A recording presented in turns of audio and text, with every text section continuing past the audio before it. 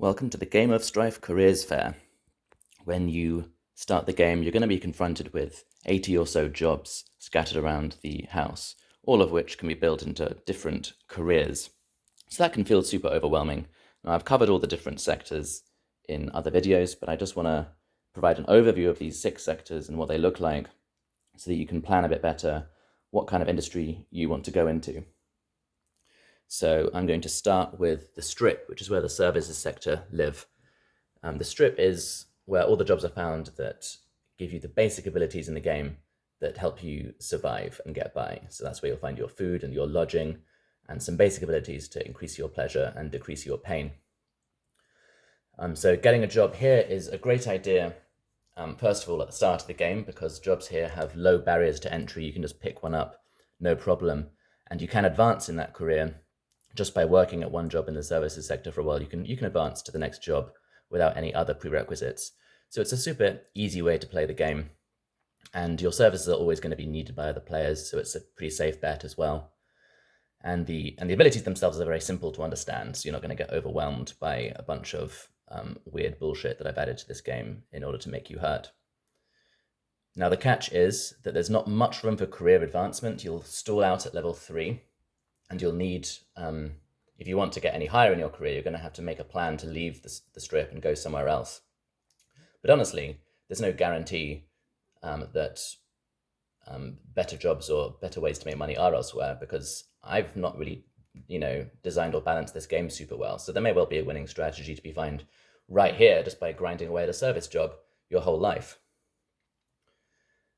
There is a catch, which most jobs here do require you to smile all the time. But other than that, it's a pretty easy ride and a great place to start if you're a beginner, or if you've been dealt a bad hand and can't really get onto another career ladder quickly and you need to build up some money first. So next I will move on to Uptown, which is where the personal sector live. Now, these jobs are unusual in that you can't simply take these jobs. You have to be hired by someone richer than you to do your bidding, to do their bidding rather. But at the start of the game, there will be some rich players knocking around who have been dealt a good inheritance, and they may well be willing to hire you to be their personal bitch for a while. And if so, you'll have a great reliable source of income, and you can help out that player, maybe form a useful alliance that will last the rest of the game. So you'll have to negotiate your own salary with that player. You don't get your money from the bank over here. You've got to negotiate that when you take the job. You're going to negotiate exactly what your employer is paying you, and your employer and you can still walk away from that job at any time. So it's not like a binding agreement. But yeah, these roles, they won't give you any direct benefit. They'll only benefit your employer. But as I say, it's a useful alliance that may pay off later. Next, I'll move on to downtown. And this is the corporate sector. So what you'll notice about the corporate sector, and indeed all these 3 jobs down here, government, civic and corporate, is these are the more high status, high paid, high prestige, high power, but also challenging career paths to get into. Number 1, all 3 of them probably require a university degree, if not 2, as you progress down this path, and that's obviously expensive. And another thing is that there's potentially a slow payoff to your reward here. You're going to be grinding away at your level 1 jobs for a while, maybe putting yourself through a lot of misery and not seeing much return. But then as you get further and further, you'll get more and more powerful and wealthy.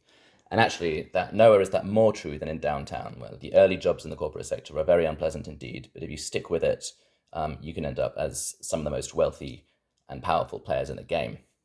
The catch is early on, actually, you'll be repressing your pleasure and your meaning because of how soul-destroying and unpleasant these jobs are. So you will be kind of sacrificing your early life, quality of life, in the hope of getting somewhere later.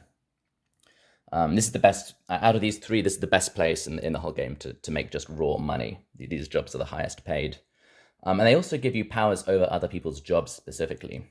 So they allow you to change how other people's jobs work, change people's abilities or salaries or all these other features, which gives you a lot of power over them, which of course you can use for good or ill. It does come with a catch that you're required to be impartial. You can't use this for personal gain. You have to be responsible and diligent with how you use these corporate powers. So next I'll move on to Old Town, which is where the civic jobs are. So civic jobs are the kind of prestigious and high qualification jobs, like medical jobs, law, kind of pillars of society, like religious institutions, and the media and finance are all found in Old Town. Now, as mentioned, you have to have a degree to get in here, and here you need even more degrees than before. You need like lots of degrees to make it far in this world.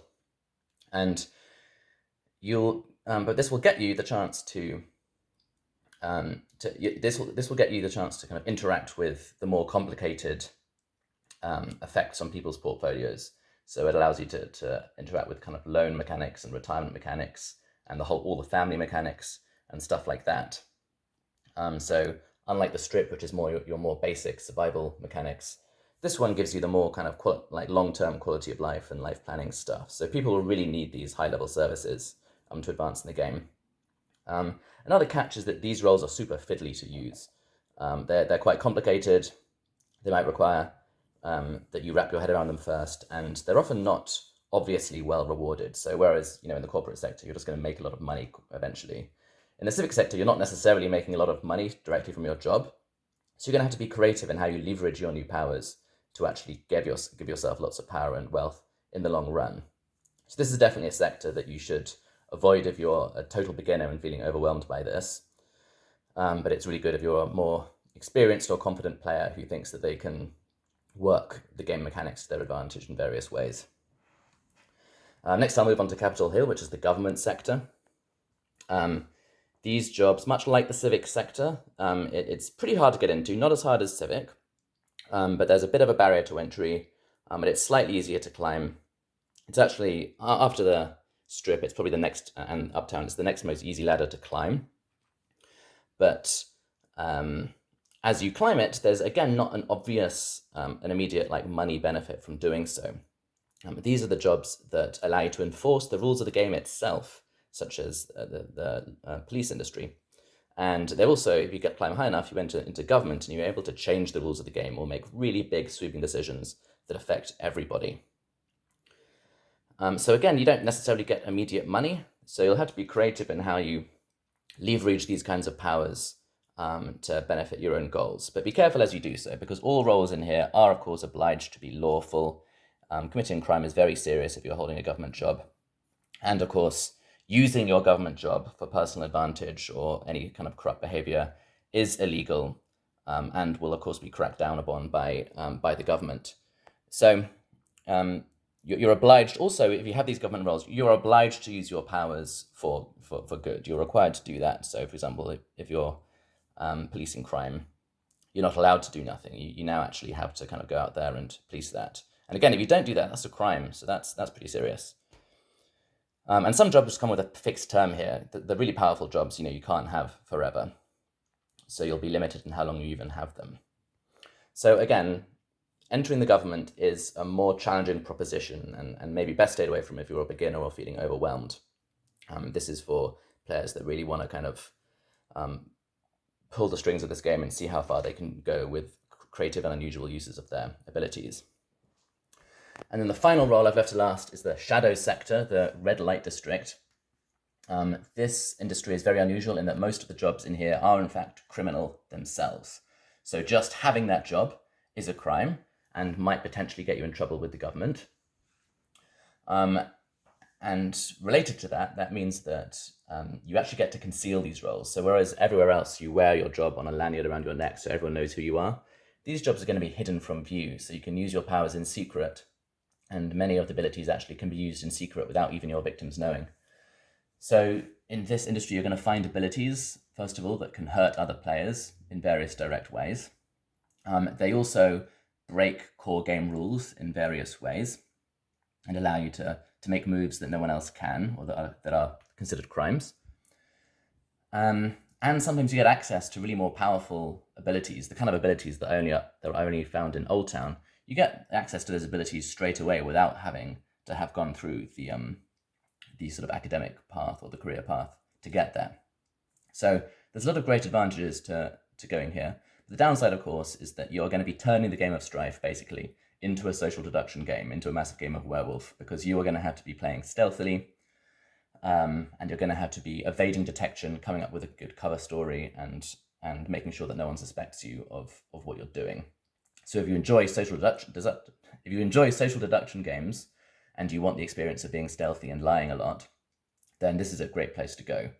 You don't have to be stealthy, of course. There's other valid strategies, like being brazenly criminal and just paying off the right people over here. But that's up to you. So again, this is pretty good for new players. The roles themselves are simple and easy to understand, as long as you can handle this one catch, that you're going to be introducing all of this stealth and deception into your game style. So those are all 6 sectors that you can enter into. There's pros and cons to all of them. And as mentioned, there's no guarantee that one is better or worse than the other, because this hasn't been playtested very thoroughly, and the winning path could really be found anywhere.